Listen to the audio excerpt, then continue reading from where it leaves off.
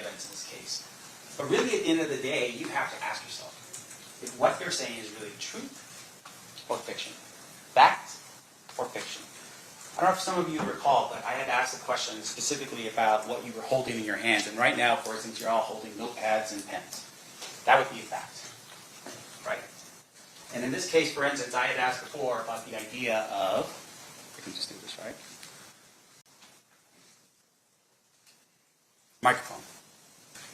I'd ask some of you, if that microphone was buried and dug up 30 years from now, would it still be a microphone? The answer is yes. And the reason why that's important is because in this case, what they are telling you, they're representing to be a fact when it really is fiction.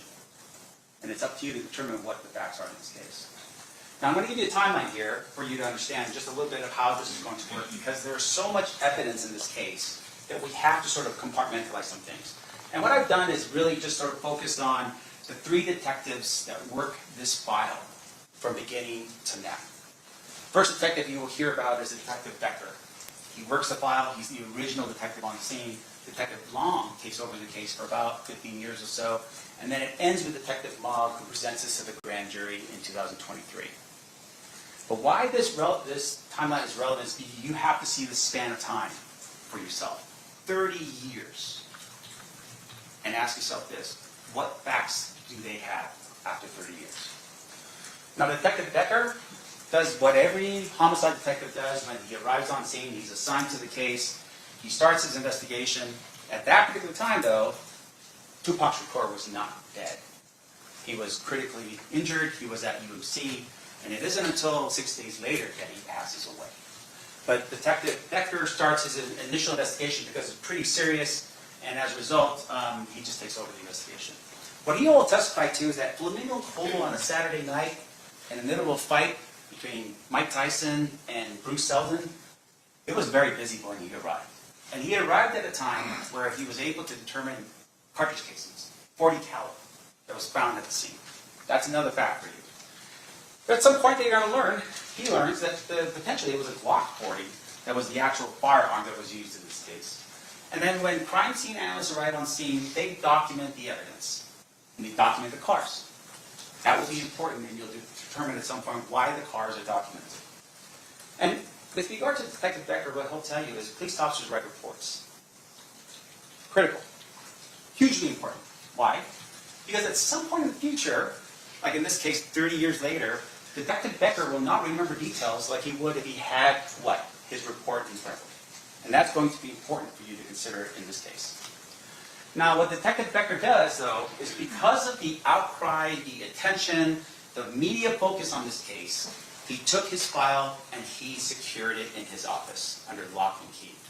Because he was worried about leaks in Metro, leaking information out to the public. Because so many people wanted to know answers to the question as to what happened and who did this to Tupac Shakur.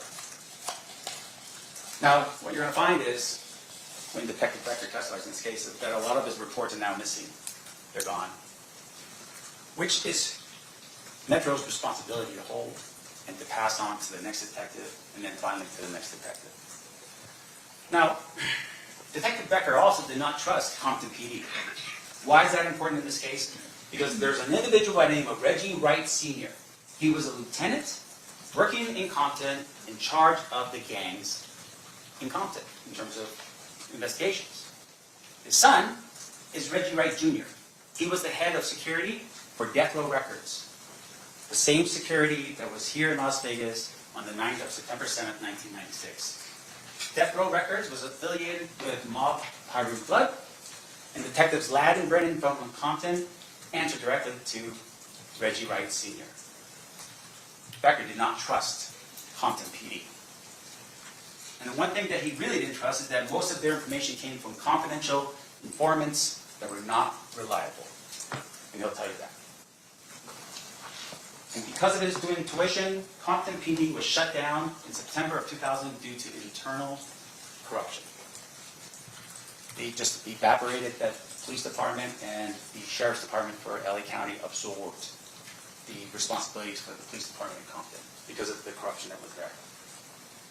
Now what facts, right? Just like the pads of paper that you have in your hand and the pens that you have in your hand, what facts can we determine from Detective Becker's efforts?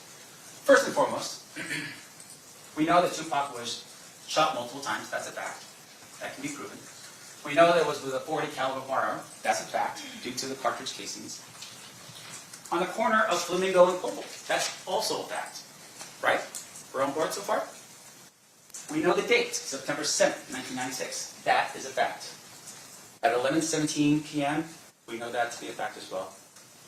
And then finally, that he was in a vehicle during the rush of night, and that Tupac died 6 days later. Those are facts that will not be refuted by anybody in this courtroom during the time we spend together. But here's the one thing. There are no facts to point to Keefe. Not one. And you're going to hear about this over and over and over again. No facts, like the microphone in your hand or the pad of paper that you have that you write on. Detective Long takes over the case in 2002, and he has it from 2002 to 2017.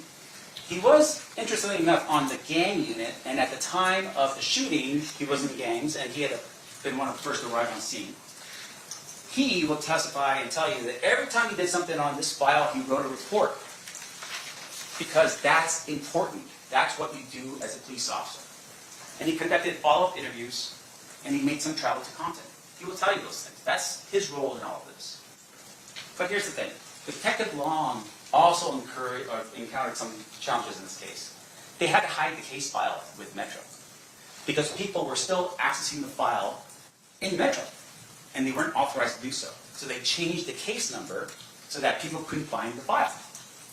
In addition to that, what you're going to learn is LAPD reached out to him, called him up and said, hey, Detective Long, we have the gun. And we've tested it, and it matches back to what you're looking for in terms of the weapon that killed Tupac Shakur. Detective Long goes to LAPD, gets the gun, transports it back, gets it tested, and it comes out as not a match. LAPD tells him after, we gave you a fake gun to test you out. This is the level of, I don't know how to put it, that was going on during this time period between Metro, LAPD, and Compton. This is what's happening during this time period. Leads, according to Detective Long, became very scarce and stale, meaning that it was just taking a long time for him to follow up with people. Witnesses became unavailable. Why do you think that is? Because of time.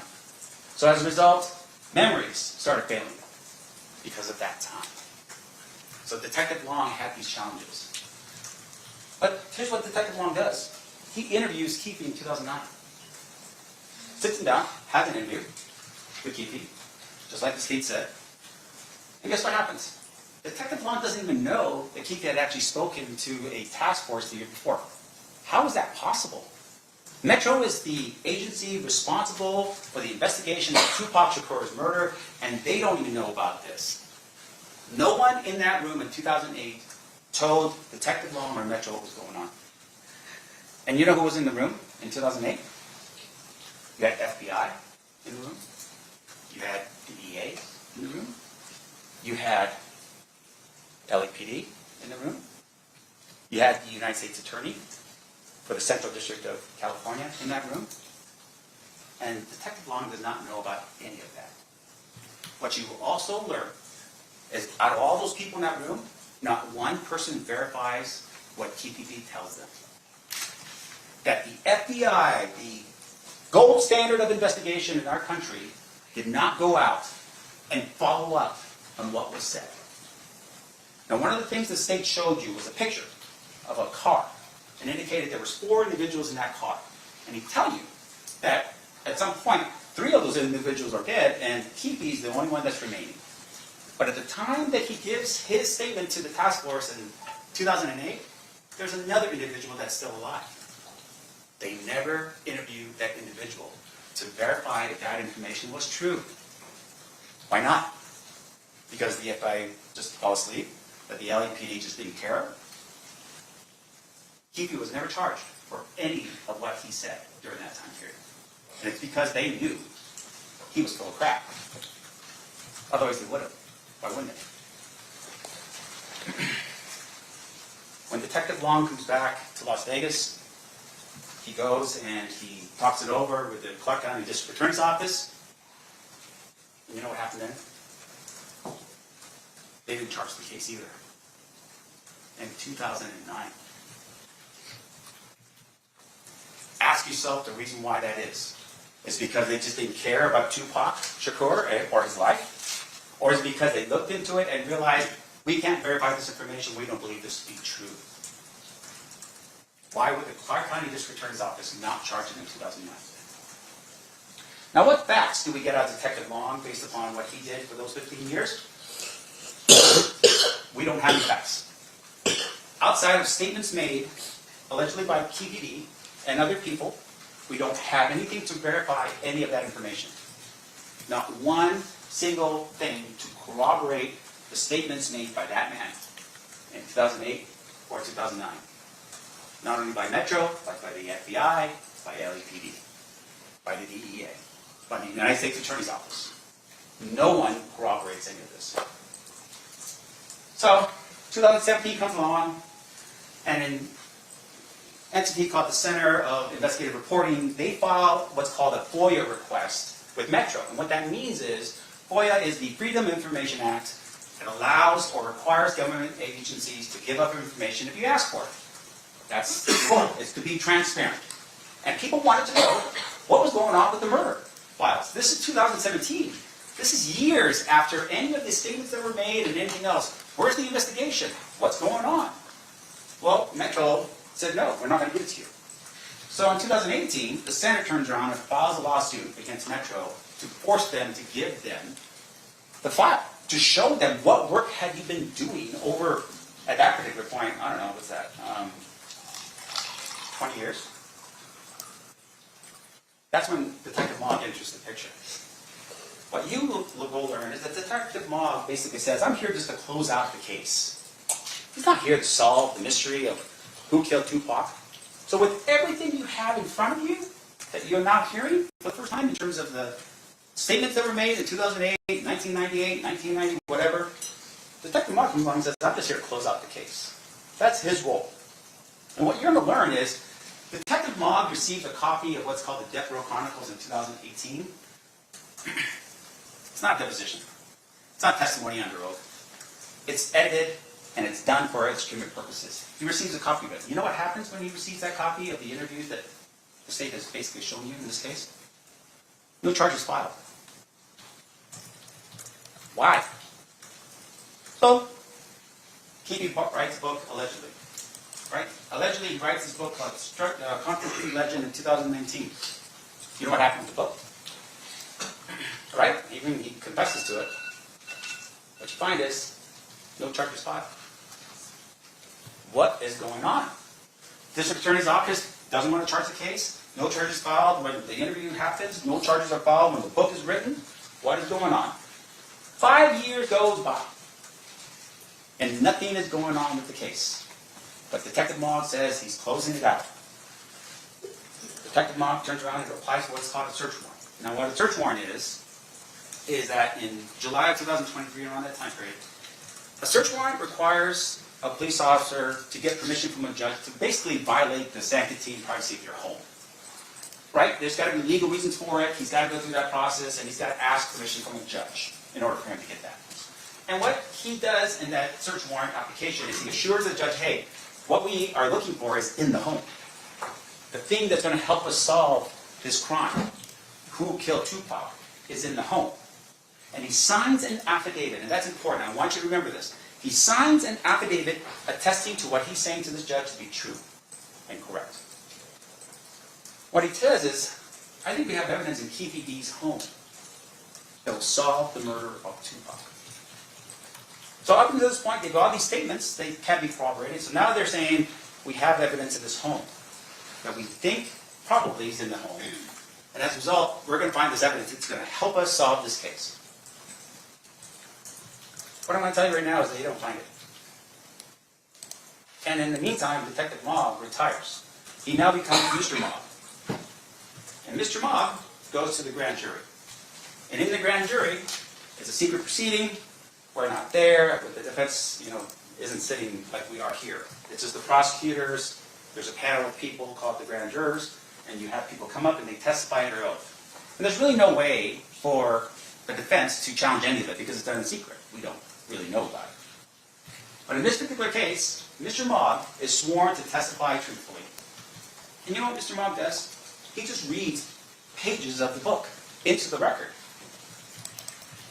He doesn't do any more in terms of an investigation than read pages of a book into the record. He never documents in any of his efforts any verification of the book before he reads it into the record. He walks up, gets on the stand, and reads the book as if it's the gospel truth. And that's what he does. He treats that book like it's fact. Now, what you're going to find out about Mr. Mogg is that he never wrote a report. So when he took over the case in 2017, all the way up until when he retired in 2023 and was in front of the grand jury, he never wrote a report.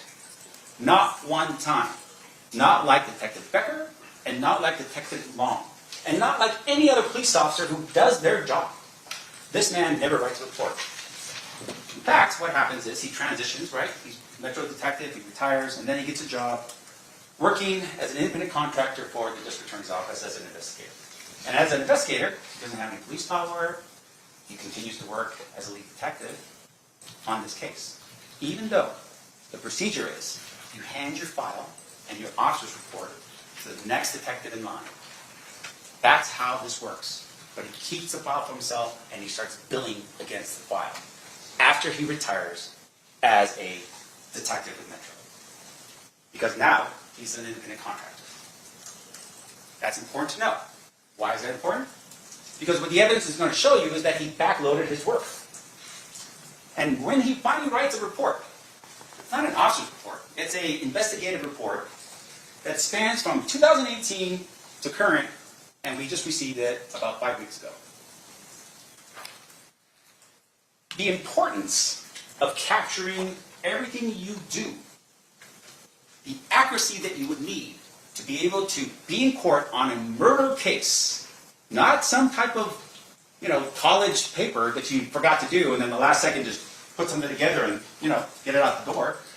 Mr. Mogg does not do any of that. That's going to be important later for you to consider. Because according to that report that he submitted 5 weeks ago or so, he never verified the book. According to that report, he never investigated any of the alternate theories that were out there, and you're going to hear about those alternate theories. There are people who have developed over time answers to the question, who did this and why? He never looked into any of it. Which I think, at the end of the day, don't you want to see what's out there to help you with your investigation? And according to his report, he did more on the case after he became an investigator than he did before when he was a detective. What I'm going to tell you right now is what you're going to find when you listen to all the evidence, that his work was biased, sloppy, and incomplete. Those are the three things you're going to determine for Mr. Mogg. Now, because of the fact that in terms of the evidence itself, he doesn't have much, the state's going to lean pretty heavily on their witnesses. And I'm going to give you a sampling of the type of people you're going to run across in this trial based upon their witness list in this case. First person is this guy named Reggie Wright Jr. He's the security company for Death Row Records. And what he is a felon. Second of all, you're also going to find that he's a former Compton police officer. He worked for Compton PD for about 5 years, and apparently he got disabled. At some point, he becomes a felon. You're going to learn about that. And his father, like I said before earlier, Reggie Wright Sr., was the head of the Compton PD gang unit. What you're also going to learn about Reggie is that, once again, he was supposed to be protecting Suge Knight. Where was he the night of the shooting?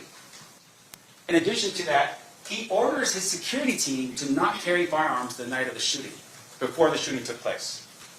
What you're also going to learn is, he wasn't even around when the shooting occurred. So the principal, meaning the person he should have been protecting the most, would have been Suge Knight, the head of Death Row Records.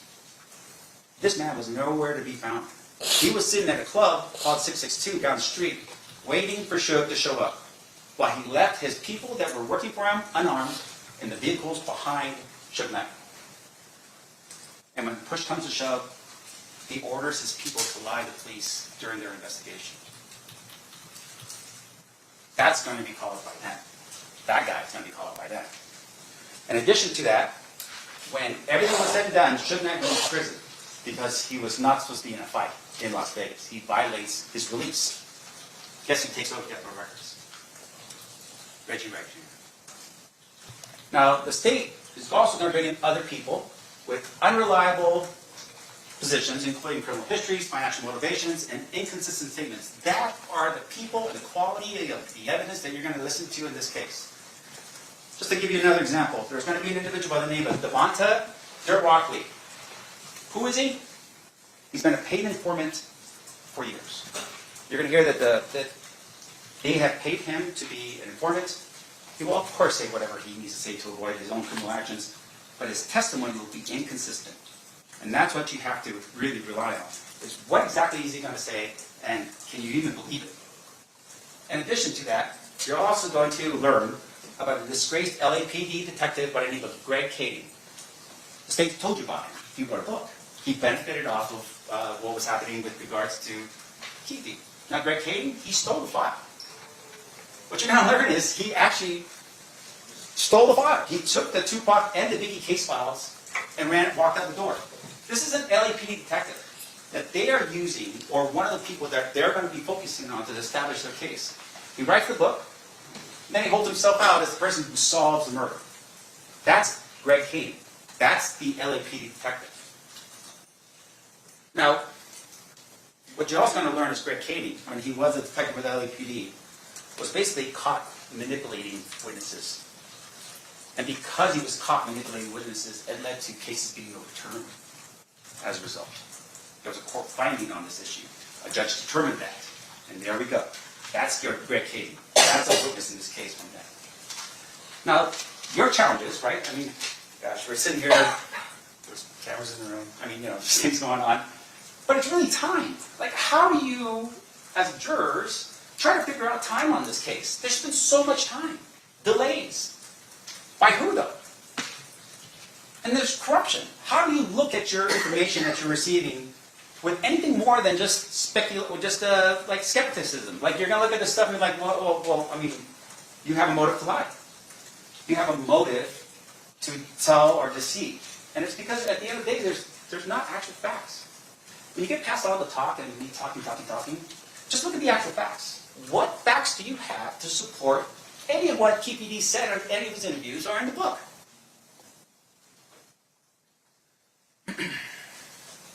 When you look at this relevant timeline again, and you see the length of time, ask yourself, what facts do they have to even put Keefe D in a car in Las Vegas on September 7th, 1996? What facts?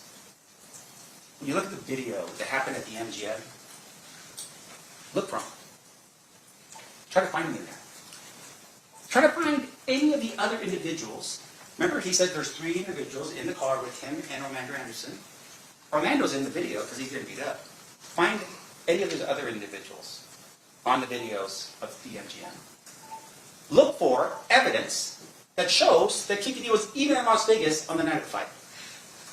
Receipts, credit cards, a picture of him standing next to somebody else, maybe watching the fight from another casino. Something. Give me something.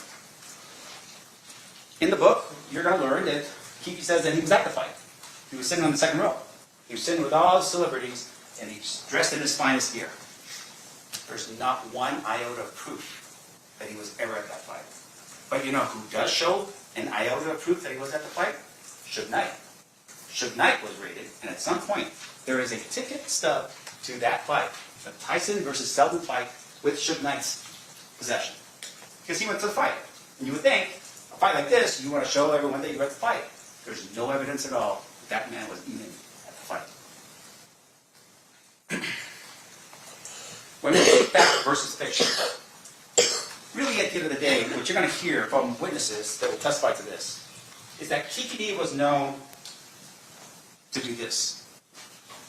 That's the testimony you're going to hear in this case. That's what you're going to hear about that man right there. And so you have to ask yourself the question. If I just say things, is that going to end up being one of those things where I'm going to be headed up for a murder if I just keep repeating a fiction? I keep repeating that? The answer is no. You have to corroborate everything I say in order for it to be true. Otherwise, It's just that. Forfeit. And at the end of all the time we spend together, what you're going to find is that the state cannot prove to you beyond reasonable doubt the claim that Keefe had anything to do with a first-degree murder with use of deadly weapon. There's no facts to that matter.